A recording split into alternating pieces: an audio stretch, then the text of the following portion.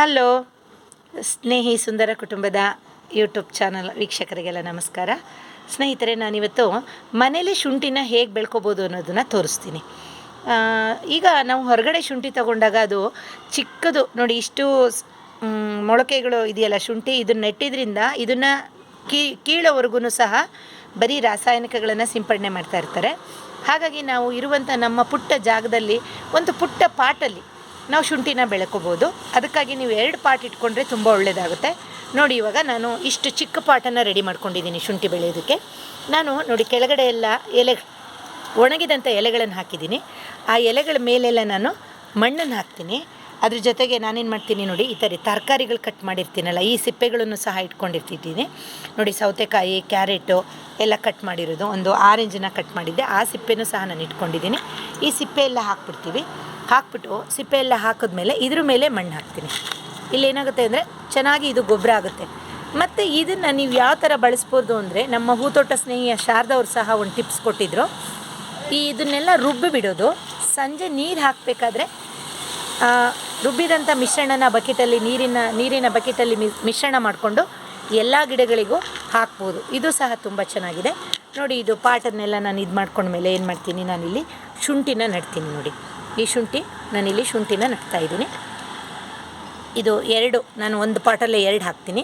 ಯಾಕೆ 2 ಹಾಕ್ತಾಯಿದ್ದೀನಿ ಅಂದರೆ, ನನಗೆ ಬೇಕಾದಾಗ ಕಿತ್ಕೊಳ್ಳೋಕೆ ಸರಿಯಾಗುತ್ತೆ. ಈಗ ಇದು ಎಲ್ಲ ಮುಗಿದ್ಮೇಲೆ ಇದನ್ನು ಬಳಸ್ತೀನಿ. ನಾನು ಹಾಗೆ 2 ಪಾಟನ್ನು ರೆಡಿ ಮಾಡ್ಕೊಂಡಿದ್ದೀನಿ. ಆ 2 ಪಾಟಿಗೂ ನಾನು ಶುಂಠಿ ಹಾಕ್ಕೊಂಡಿರ್ತೀನಿ. ಬೇಕಾದಾಗ ನಾನು ಫುಲ್ ಕಿತ್ತಿಟ್ಕೊಳ್ಳಲ್ಲ. ಬೇಕಾದಾಗ ಇಲ್ಲಿಂದ ಇದು ಮಾಡಿ ನನಗೆ ಎಷ್ಟು ಬೇಕೋ ಅಷ್ಟನ್ನೇ ಮಾತ್ರ ನಾನು ಕಿತ್ಕೋತೀನಿ ಶುಂಠಿನ. ನೋಡಿ, ಈ ಥರ ನಾನು ಶುಂಠಿನ ನೆಡ್ತಾಯಿದ್ದೀನಿ.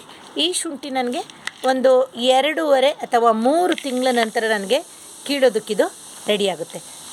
ನಂದು ಇನ್ನೊಂದು ವೀಡಿಯೋದಲ್ಲಿ ನಾನು ಇನ್ನೊಂದು ಪಾಟಲ್ಲಿ ಶುಂಠಿ ಹಾಕಿದ್ದೀನಲ್ಲ, ಅದನ್ನು ನಾನು ನಿಮಗೆ ತೋರಿಸ್ತೀನಿ. ನಾನಿವಾಗ ಡೈಲಿ ಅಡುಗೆಗೆ ನಾನು ಶುಂಠಿನ ಅದನ್ನೇ ಬಳಸ್ತೀನಿ. ನಾನು ಹೊರಗಡೆಯಿಂದ ಯಾವುದೇ ಥರದ ಶುಂಠಿನ ಸಹ ನಾನು ತರಲ್ಲ. ನಾನು ಅದೇ ರೀತಿ ಕೊತ್ತಂಬರಿ ಸಹ ಬೆಳೆಸ್ಕೊತಾ ಇದ್ದೀನಿ, ಮತ್ತು ಪುದೀನ ಬೆಳೆಸ್ಕೊತೀನಿ. ಕೆಲವೊಂದನ್ನು ಈ ಥರದ್ದು ಇದನ್ನೆಲ್ಲ ನಾನು ಮನೇಲೇ ಬೆಳೆಸ್ಕೊತೀನಿ. ಪುದೀನ ಅಂತೂ ನಮಗೆ ಜಾಗನೇ ಬೇಡ. ನಮಗೆ ಒಳಗಡೆ ನೀರಿನ ಇದರಲ್ಲಿ ಹಾಕಿಟ್ರೂ ಒಂದು ಗಾಜಿನ ಚೆನ್ನಾಗಿರುವಂಥ ದೊಡ್ಡ ಅಗಲವಾಗಿರುವಂಥ ಬಾಯಿ ಇರುತ್ತಲ್ಲ, ಆ ಥರದ್ದು ಗಾಜಿನ ಇದನ್ನು ತೊಗೊಂಡ್ರೆ ಅದರೊಳಗಡೆನೂ ಸಹ ನಾವು ಹಾಕೋಬೋದು ಪುದೀನನ ತುಂಬ ಚೆನ್ನಾಗಿ ಬರುತ್ತೆ. ನೋಡಿ, ನಂದಿವಾಗ ಶುಂಠಿ ಹಾಕಿದ್ದಾಯಿತು.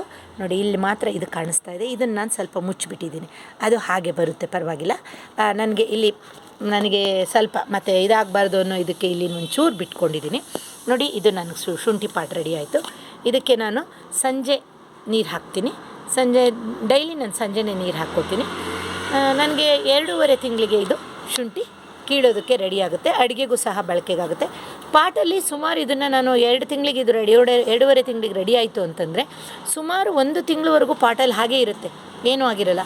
ಕೊನೆಗೆ 1 ತಿಂಗಳ ನಂತರ ಏನಾಗುತ್ತೆ, ಈ ಥರ ಮತ್ತೆ ಅದು ಚಿಗುರು ಬರೋಕ್ಕೆ ಸ್ಟಾರ್ಟ್ ಆಗುತ್ತೆ. ಥ್ಯಾಂಕ್ ಯು ಎಲ್ಲರಿಗೂ.